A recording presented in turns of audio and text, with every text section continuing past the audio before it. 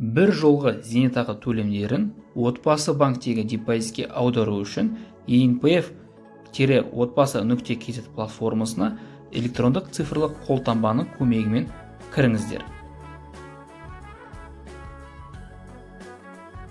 Келесі қадам БЗТ-ны, яғни бір жолғы зейнетақы төлемдерін қолдану тәсілі. Ақшаны өзіңіз қолданасыз ба, немесе туысыңызға табыстайсыз ба? Одан кейін қаражаттың қолдану мақсатын таңдайсыздар. Мақсаттар тізімінде пополнение вклада, яғни депозитті толықтыру деген пернені басыңыздар. Депозитке аударатын қаражат көлемін жазыңыздар. Келесі қадам ЖТС, яғни жеке табыс салығын төлеу әдісін таңдайсыздар.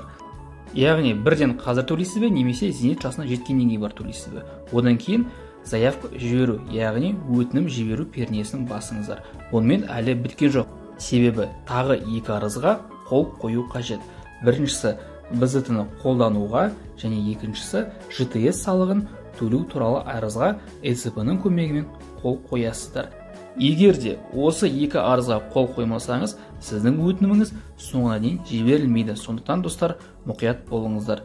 Баршаңызға баспаналы болуға тілейміз.